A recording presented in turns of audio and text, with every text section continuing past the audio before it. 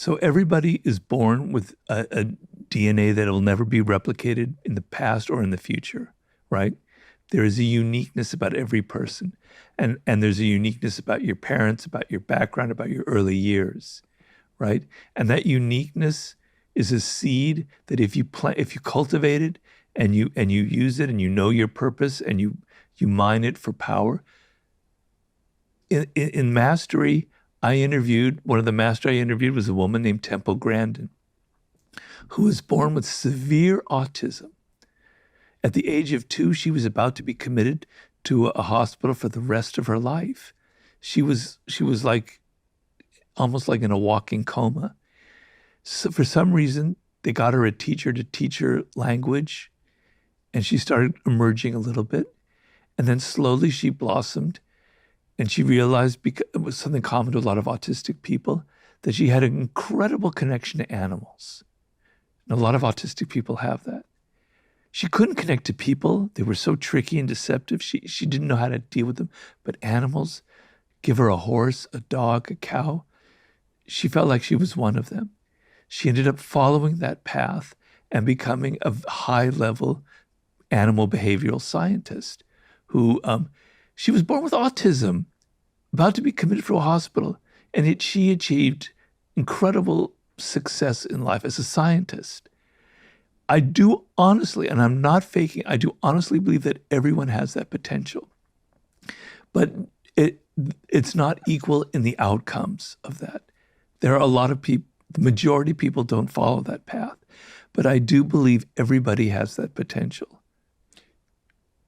Is that potential like objective greatness, or is it our own subjective greatness? I can become the greatest version of Stephen.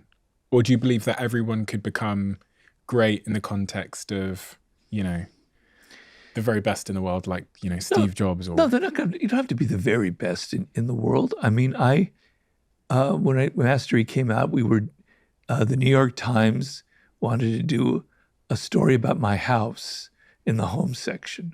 Okay, well, why? But all right. I never get any publicity from mainstream media, so okay, fine. So I had to quickly upgrade my house because they were going to come over with photographers. And we got a man over to do the tile work on my patio, which looked like hell. And I told people, this guy was a true master. He wasn't like making 6 figures.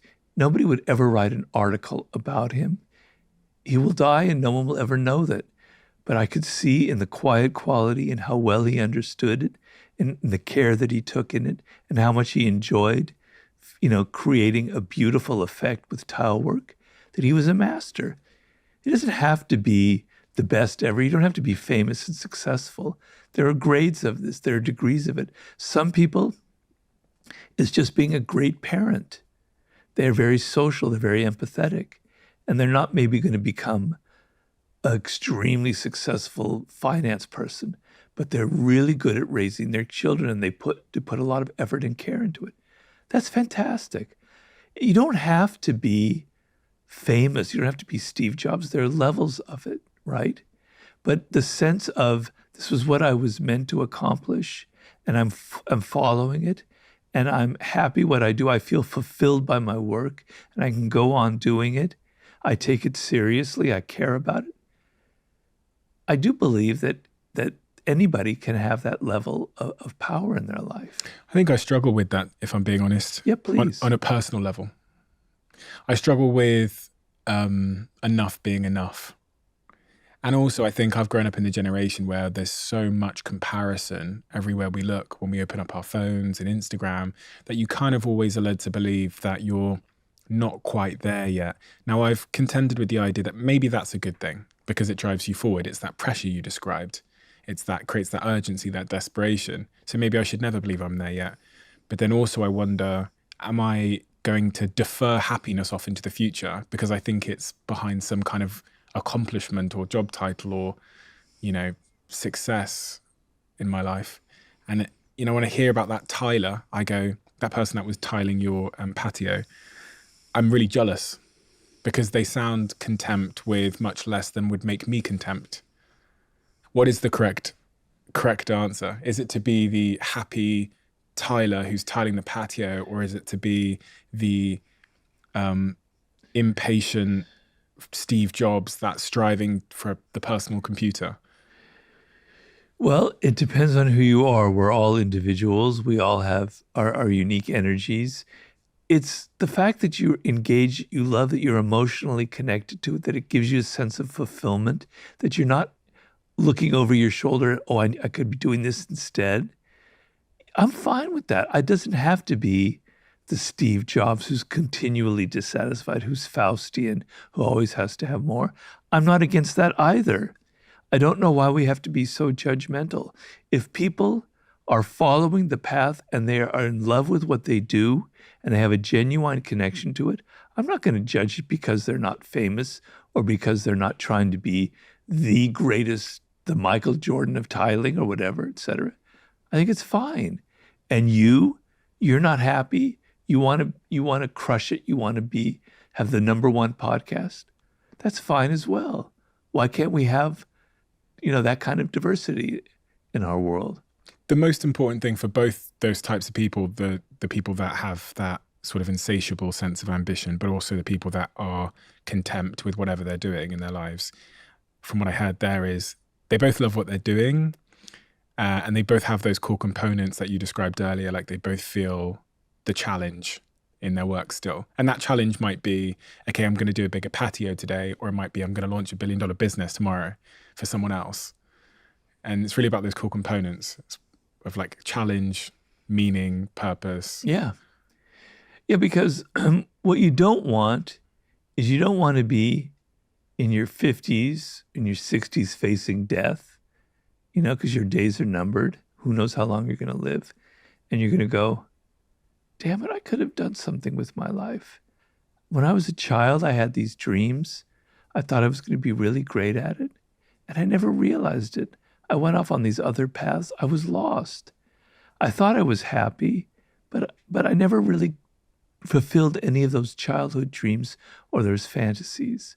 It's a terrible, terrible feeling, and I want people to avoid that. As long as it's something that engages you, that's connected to that child that you were, it's something that you love, and that you can create these challenges for you. Is death a motivator for you?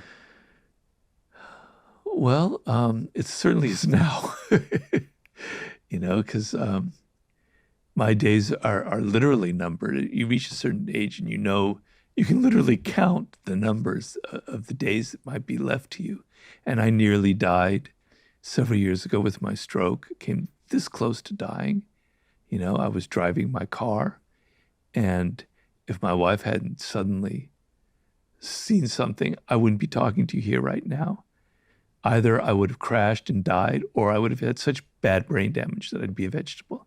So I know about death. I feel it in my body. Every day I wake up, I do my morning meditation. I'm aware.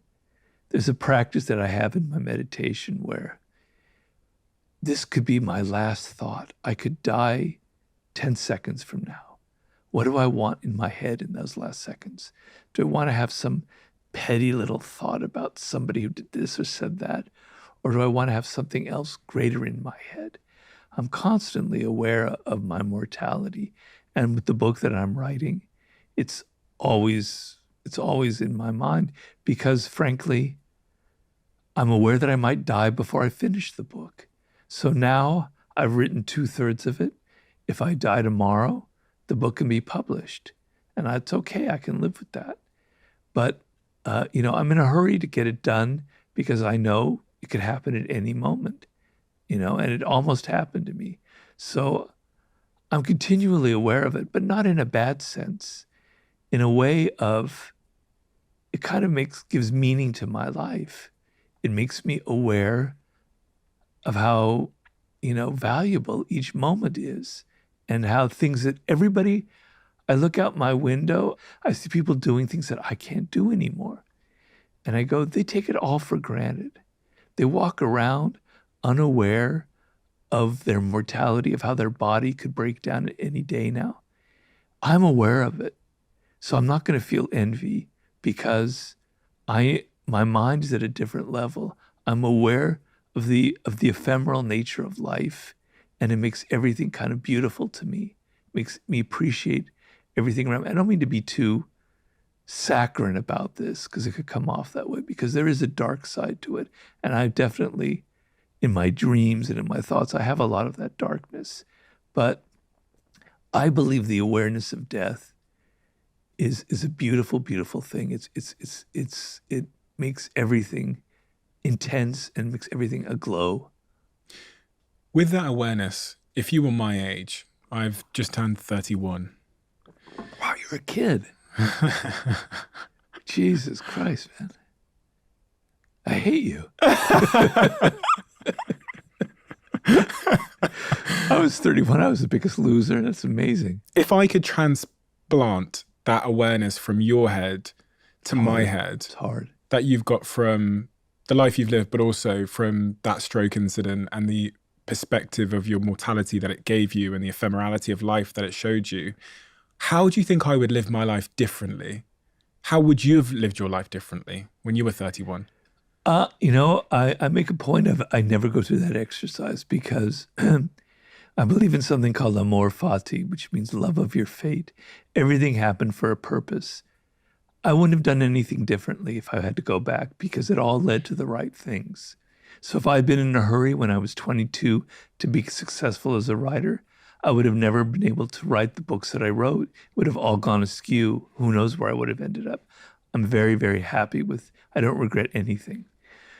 But if you're young, what often happens is, because your life, the pattern of your life, if you think of it as a weaving, is only like, for you, is only like a third woven, right? For me, it's like 2/3 woven. So I can see all of these patterns that you can't see in your life. But at your stage, you tend to think, I've got all of this time ahead of me. I'm so young. I can do this. I can go travel here. I can do this business and that business, et cetera, et cetera. You don't feel that sense of urgency. You don't realize that tomorrow you could be hit by a car. Tomorrow you could suddenly be diagnosed with cancer. People are dying now in their 30s and 40s. Unfortunately, when you get older, a bad habit is you start reading the obituary pages. I don't know why. And you start reading about a lot of people who are in their 40s and 50s are dying left, right, and center today for various reasons. It can happen. And what it does to you is it says, I only have so much time. I wanted to accomplish this one thing that I've been putting off. Okay, you wrote your book. Maybe there's something else that you've always wanted to do, but you have never done, and you're kind of putting it off.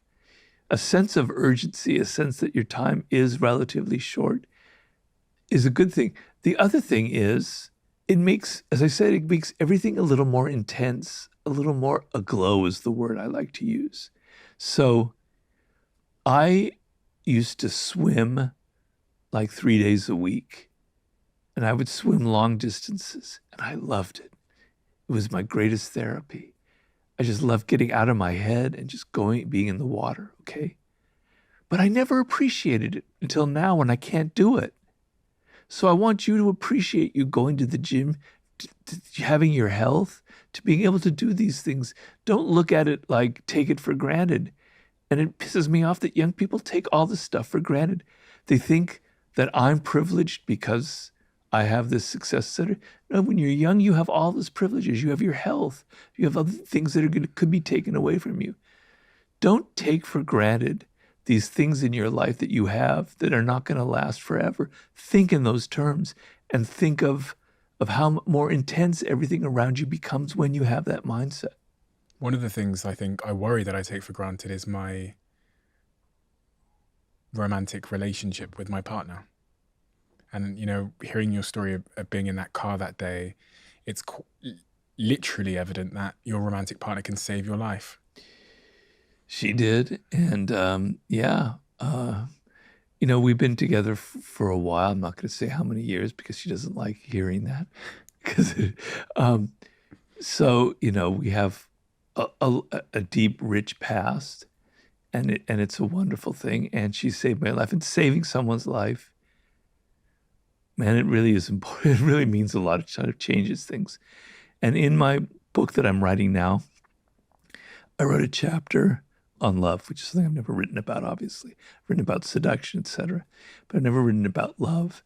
And I wrote about the incredible, the sublime quality that you can have when you allow yourself to go deeper and deeper and deeper into that falling process, where you get rid of your ego, you get rid of your defenses, you get rid of all the resistance, and you just let yourself fall, fall, fall, fall, fall, and you connect to someone on that deeper, deeper level. It's, as I say, it's a chapter on the sublime because it is a very sublime experience. And the reason I wrote it is I feel like people are missing that now because they don't want to be vulnerable. They don't want any pain. And falling for another person and letting go of your defenses opens you up to pain, right? And we don't want to experience that. We want to be invulnerable. And it's like cutting off all the richest experiences in life. And so I wrote that chapter addressing that and say, let go of your defenses, let go of your resistance, let yourself go into that process of falling. Feel what it feels like to have your ego dissolved in the presence of another person and care more about them than you care about yourself. You mentioned a second ago dark thoughts and dark dreams. We all have dark thoughts. Our dark thoughts are our own. How do you go about dealing with dark thoughts, and what are those dark thoughts that you're able to share? Well, in my dreams, I'll be doing all kinds of weird things. A lot of times there'll be guilt. Like, did I actually murder that person? Are the police actually after me? Damn it, what's going to happen? What's going to happen to my reputation? Then I wake up, you know? So all that kind of stuff happens. But also doubts about myself and depression and I've dealt my whole life with feelings of like not being very worthy. Like even doubting my success, doubting that my work is any good, doubting that I deserve it. I had, a lot of periods in my life where I wasn't successful. And I kind of had it ingrained in me that I could do better, I could do better, I could do better. I wasn't a good parent to myself. I was very tough on myself. And a lot of my dark thoughts are I'm still very tough on myself. And it's like, the other dark thoughts that I have is I can't do the things that I used to be able to do.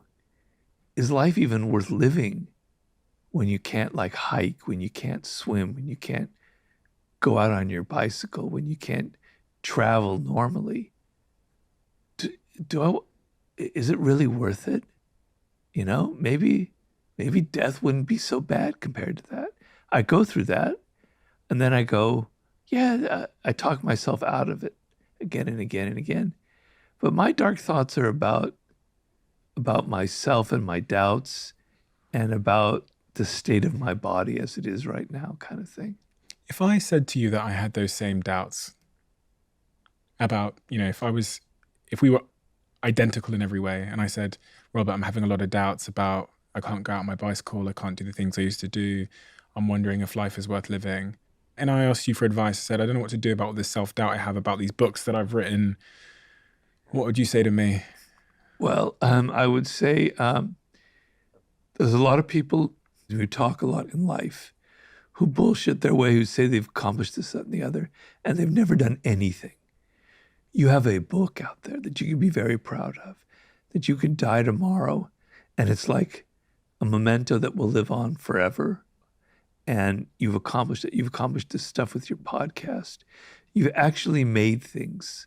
So focus on that. Focus on the fact that so many people never get out of bed and amount to anything. So you've built things, you've accomplished things. Focus on that.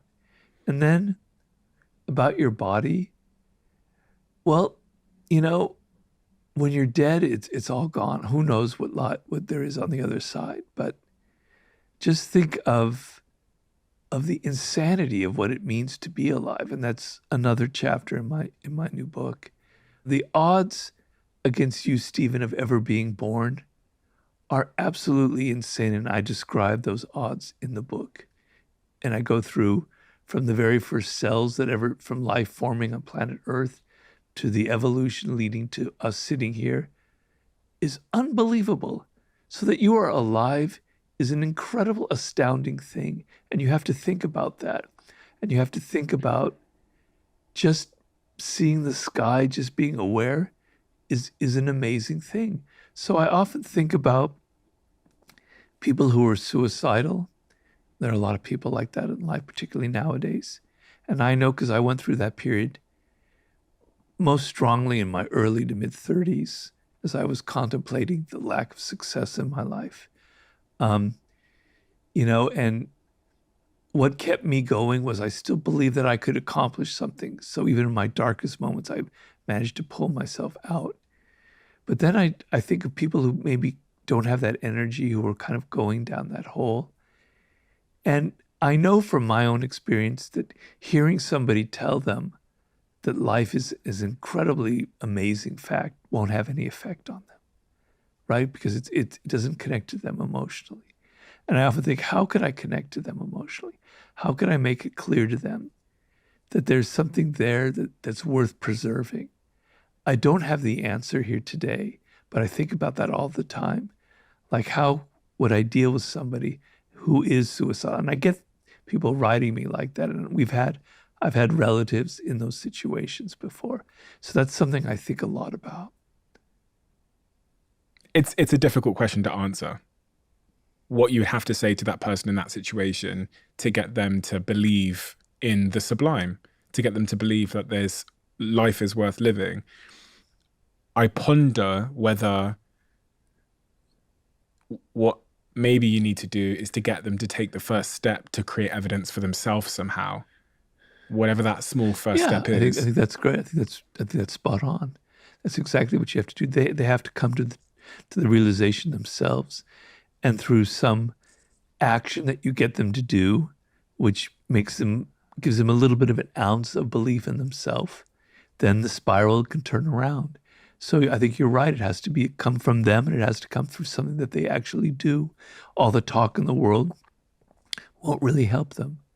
What that is something that I would like to think about, and it depends on the individual. But I think that is the way to do it. You're writing this book at the moment called The Sublime, right? Are you writing that book because of the situation you found yourself in after having the stroke and going through that journey of saying, why is life worth living? And going in search of the sublime that we all have inherently? Well, to be honest with you, about 20 years ago, I had the idea for the book. I read a book on the subject, and I got excited about it because they were explaining it as it's a kind of experience that's very hard to verbalize, that goes outside of what we normally experience. And I got very excited by the idea. And I planned to write that book. And then after war, that was going to be my fourth book. And my agent was getting all prepared to sell it. And then I got hooked onto 50 Cent. And I did that book instead. And I put it on the back burner. And then Mastery came up, and I got hooked onto that. And suddenly it kind of got pushed aside. And then in Human Nature, first of all, the last chapter in the 50 Cent book is on the sublime. It's about death and what 50 and facing it. Then the last chapter in Human Nature is about the sublime. It's about death and mortality. And the irony is that 2.5 months after finishing that chapter in the book, I nearly died. But what I had planned originally was I was going to go to the Gobi Desert and walk across the Gobi Desert. I was going to go swim with whales, literally whales in New Zealand. I was going to go to Tierra del Fuego. I was going to have all of these sublime experiences and write about them. And now I can't do any of that, right? All I can do is sit in my little room in my house at my desk and write the book. It's all in my head. The book is so much better because of that. So it's changed. I can't go to the Gobi Desert. I can't swim with whales or I drown. I can't go to Tierra del Fuego. I could only sit in my office, look at the birds, go through the books that I'm reading, and write the book, keeping in mind other people and what's going on in the world in their life and my limitations. So ironically, the book has become better because I had to go through this experience. But nearly dying was going, little bells were going off in my head. All right, it's time to write that book. You're not putting it off any longer.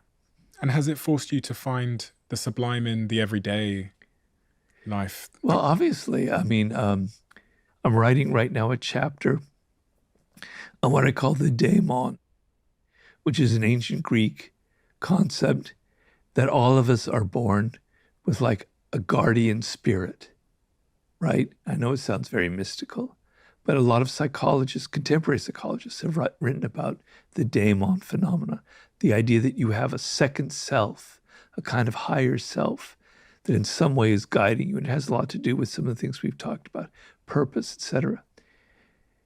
And I have to think about it. I have to think about it in terms of my own life. I have to think about, is there something else inside of me that's communicating to me? What does that mean? How does that connect with other ideas about the universe? I get to read books about it.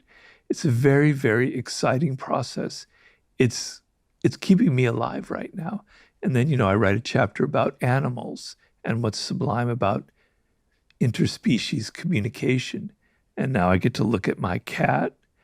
I don't look at my cat, or I don't look at the birds the same way as I did before I wrote that chapter. So it's changing me, and it's lifting me out of the kind of people who have strokes. We all have to go through terrible diseases, all of us, unfortunately, unless we die by an accident, cancer, etc.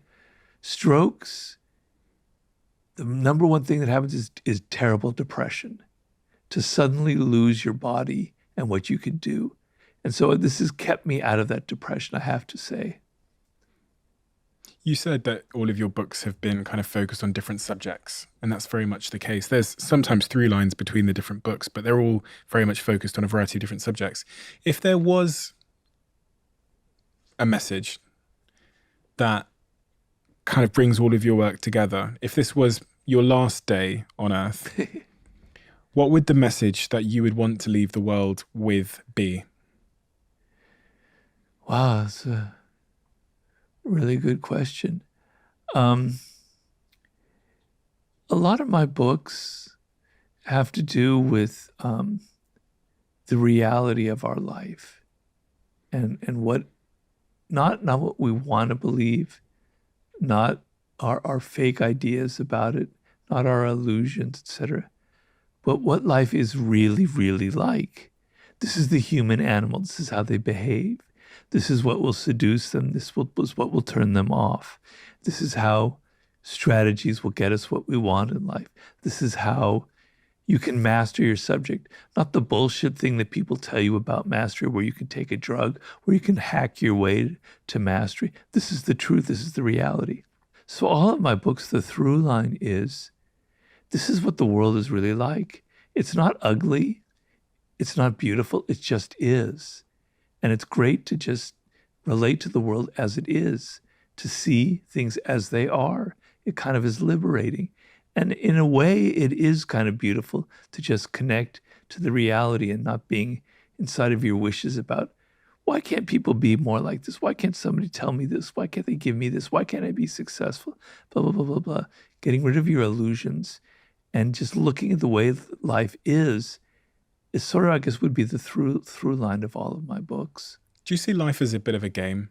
And is that a healthier way to view life? A game where we need to learn the rules and then play the game versus fight against the injustice of the rules of the game? Yeah, it's all a game. Definitely. There was a great man on the left named Saul Alinsky who wrote a book called Rules for Radicals. He was a strategist for union organizing. And he would hate the world today with people with all of their virtue signaling and everything. He said, if you want to change life, if you believe that there's injustice, you have to be a strategist. It's warfare. You have to organize. You have to understand the rules that will lead to actual change in this world. And whenever you enter the realm of rules and strategy it is like a game, you know? And so, yeah, I believe that. And I believe people with all their moralistic ideas who think just because they believe something is right, that it will get what they want, they're just living in it. They're fools. You have to strategize. If you don't, you're just bullshitting. You just pretend. You just virtue signaling. You want people to see you as a saint. If you're not willing to get your hands dirty and to organize and to say, I've got to take this A, B, C, D, I have to figure out the process of getting there, then all you're doing is just playing a game of appearances as opposed to the real game of getting things done in life. What is the opposite of that strategy you're talking about? So I'm trying to figure out the average person that is currently not strategizing in their life. What are they doing? Well, everybody, I guess you could say everybody has a strategy, but their strategies are extremely ineffective. Their strategies are full of illusions. So human beings have to strategize, because to wake up in the morning and to go, I've got to make breakfast, you got to strategize how you're going to cook and what you're going to make and what you're going to do the day and what you're going to wear. It's human nature. It's just people do it very, very badly. And they do it badly because they're so emotional. Now, I'm not against emotions, and emotions play a huge role, and I'm writing a lot about it in my new book. But the ability to get things done, you have to be in control of your emotions. You have to take a step back and you have to go, I'm not going to react. This person is pressuring me. They're saying these things. My natural tendency is to react, get my back up, and bite back. No, I'm going to step back. I'm going to go, what's going to make them shut the fuck up? What's going to make them get out of my life? What's going to get rid of them? What's going to defeat them if they're an adversary? All right. I made that decision not to react, to get emotional. All right. Now I have to think. If I do this, they're going to react this way. But if I surprise them with this angle, they won't know what to do, and then they'll react in a different way, and I'll be in control of the situation. I strategize. I go through a process of gaming out the possibilities here, and that's to be a strategist. The opposite is a book that I meant to write after Seduction, which is a book about human stupidity. To not be strategic is to be stupid. And stupid people create more damage in this life than anybody else with their bad strategies, their bad wars, the bad things they lead people into, their bad politics, etc. So that's the opposite of strategy, is stupidity. I also had within there that sort of emotion, being emotionally driven is very much, it doesn't allow you to have effective strategies because you'll get caught up in, you'll get personal things. Personal things, and things that probably don't matter. That ability to rise above, though, I think we all want to master that. I would love to master the ability to rise above in all situations at all times. Well, you can. How? When you're younger, it's harder because you've got your hormones, you've got all that energy, you've got all that adrenaline. It's harder. As you get older, it gets a little bit easier. Do you have a system that you use just to detach yourself from the emotion sometimes? Well, I'm not always good at it. So I've learned to not react emotionally when people say something that I think is going to be triggering. I just don't do anything. I go into my Zen mode. Oh, it's just life. It's just words. It's just verbiage. It doesn't matter. It doesn't mean anything to me. I'm neutral. I'm unaffected. I'm in my citadel. Goodbye. Fine. It's okay. If I get angry and I write that email, which I still do, I don't send it. I put it in my draft box. I look at it a week later. What the heck was I thinking about? I'm glad you didn't send that. You delay your reactions. But mostly, I've trained myself, and I must say my meditation practices help me to not react when people say things that are so annoying that get under my skin. I just go, that's them. It's not me. They're another human being. They have a bad idea. I don't care. It's not my bad idea. It's their life. As you know, Whoop are a sponsor of this podcast, and I'm an investor in the company. And last month, I had the chance to sit down with Kristen Holmes. She's the VP of Performance at Whoop, and I learned so much from our conversation about circadian rhythms and things like sleep. Studies show that for every 45 minutes of sleep debt that you accrue, that your decision-making ability will drop by up to 10%. And when you're chronically underslept, you'll only be a fraction of the person, the fraction of the boss, partner, friend, manager that you can be. That's why I'm obsessed with Whoop, which not just tracks but coaches you on how to get better at sleep so you can bring your best to everything that you choose to do. If you're not convinced, you can try Whoop for 30 days completely risk-free with zero commitment just by going to join.whoop.com/CEO. That's join.whoop.com/CEO, and let me know how you get on. If you don't like it, there's no commitment. Join.whoop.com/CEO. Earlier, you mentioned the opposite of strategy was stupidity. So let's talk about politics. It's a really interesting time in politics at the moment. I'm really obsessed with US politics in particular because it's more like a reality show over here than in the UK. It's quite boring. It is very boring over there, I must admit. This year, Trump is running for re-election against Biden. The country seems to be very divided for a number of different reasons. It feels, I don't know, I just feel like it's more divided than ever. I do feel like the left has moved further left than ever before, to the point that I struggle to resonate with that side, and I still don't resonate with the right. So I kind of feel a bit trapped. What do you think of everything that's going on, and how does your kind of work inform what's happening and everything in between? Well, we all have biases, and I've come from more of the liberal side, the left side. I was actually rather extreme when I was younger, so I have that bias. So I'm not really going to be objective. So let's get that out of the way, right? I have my emotional reactions, my triggering by what I see. But I'm very concerned about the overall spirit, the overall zeitgeist.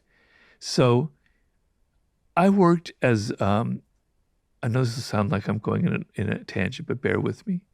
I was on the board of directors of a publicly traded company, American Apparel. And I was brought on there because I was friends with the CEO, but he thought of me as a strategist because he loved the 48 Laws of Power.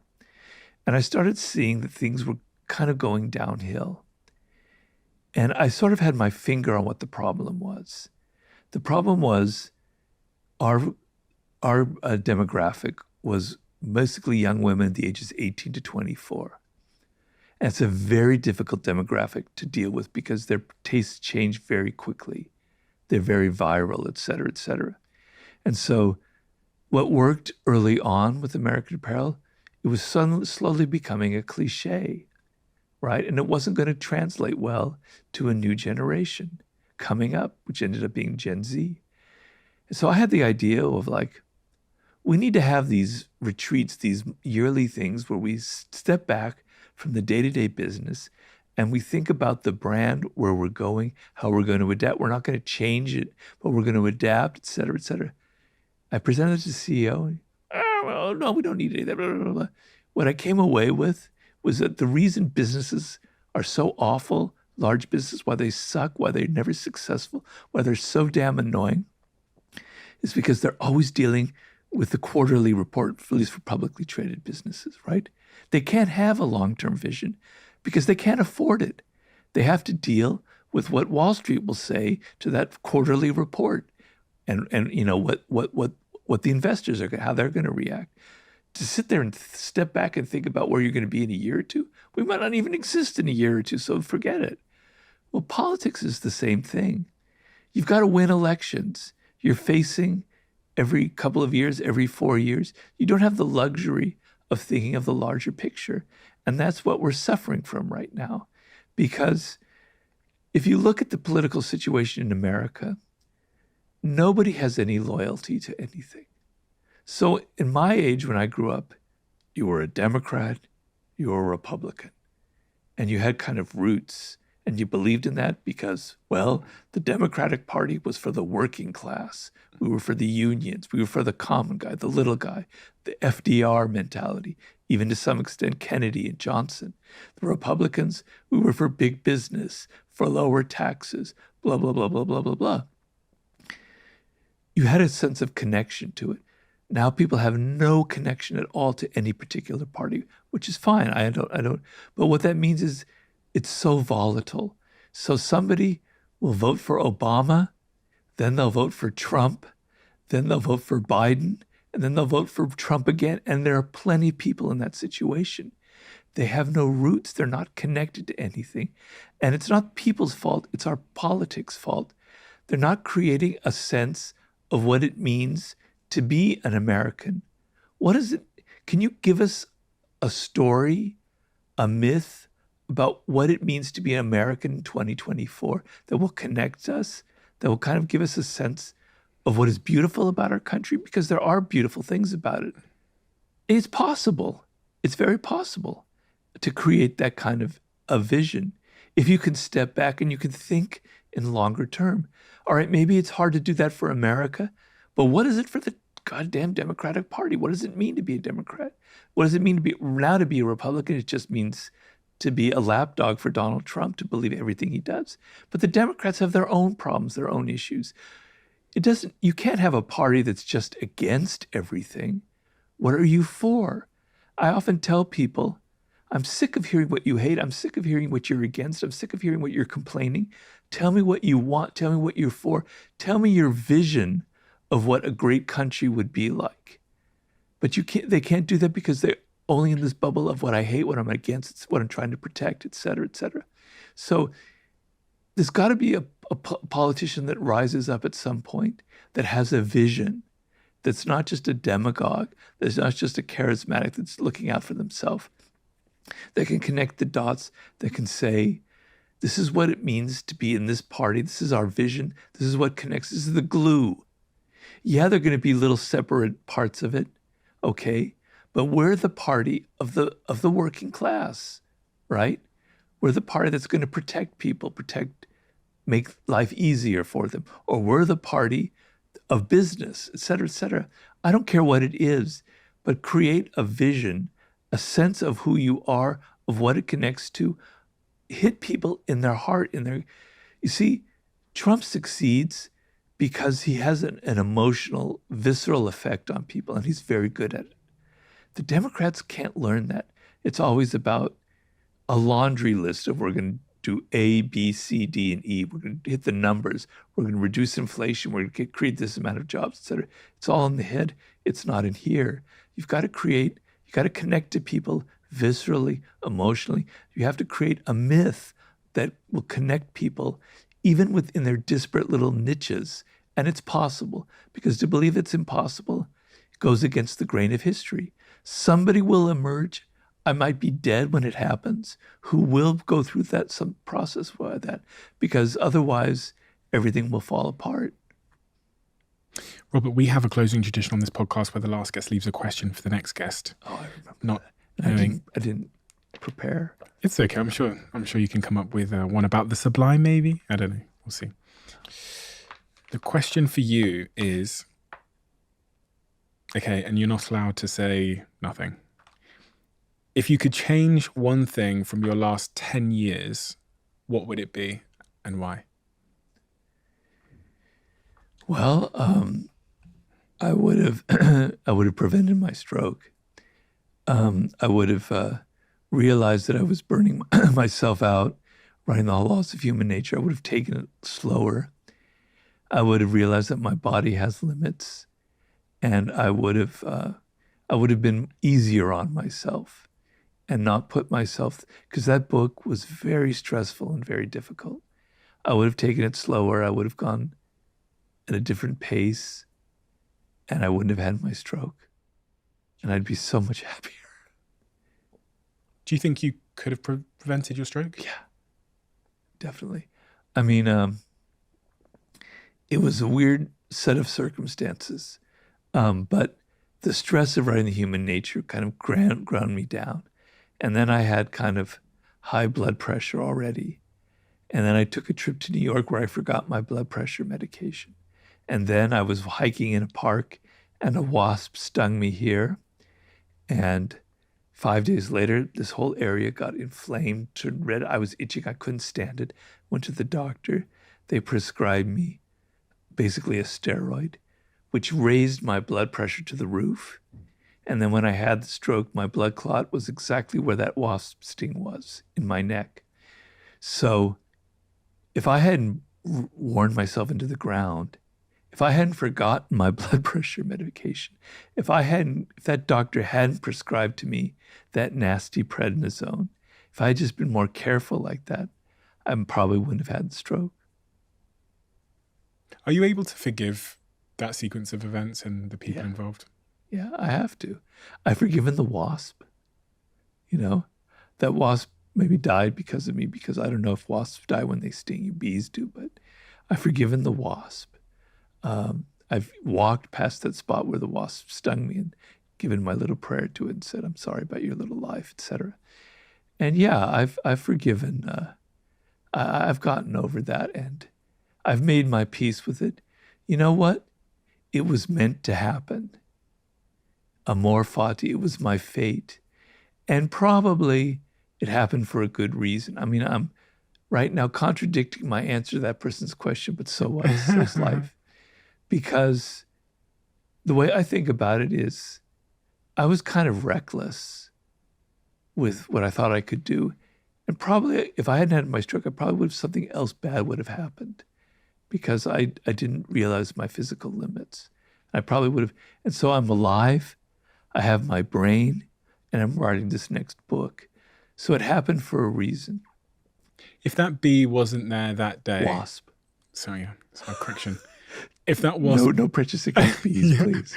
If that wasp wasn't there that day, and I say this because I've been reading a few books recently about how throughout human history, these tiny little events, like the Nagasaki where they dropped the bombs, and all of these tiny little events with a cloud that flew over a city. The butterfly effect. All of the little butterfly effect things.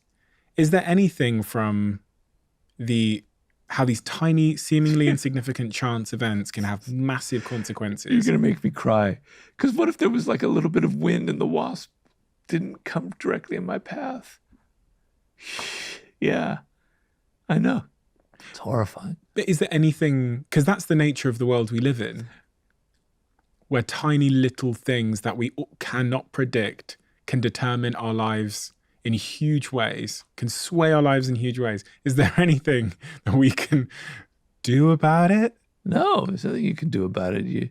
It's Ryan Holiday will talk to you about it. What you can do is the Stoic philosophy is how you react to it mentally. You can't change the physical circumstance, but you can change how you think about it and how you react.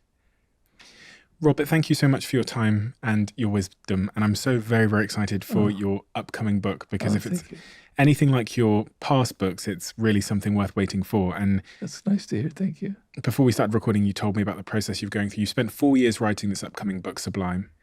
So far, it's been 4.5. It'll be another 1.5 years. So that'll be 6 total years. Yes. It's so incredible. It's so inspiring to me. Well, keep this in mind, Stephen. I can't type. So I used to be a fast typist, and I can't go up, take a hike to clear my head.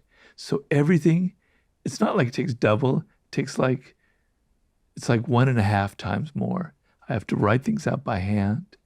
I have to edit by hand. I have to dictate into the computer. I have to edit with one hand. I have to clear my mind without hiking. So everything takes 1.5 times more. That's probably would have been like a 4 or 5 year book. But as you said about your cycle, when you slow things down, sometimes you enjoy them more and you make better things. Yes, it is. I think you're right. And probably the slower cooking will make a better book. Exactly right. I can't wait. I hope everyone has your existing books, because they're all, as everyone's witnessed today, they're all based on challenging but important, enduring wisdom. Every single one of them. And I think we need more challenging wisdom in our society these days. Well, thank you. So thank you so much, Robert. You're a real you're welcome. Hero to many. Thank you so much. Okay. Thank you, Stephen. Thank you for inviting me back.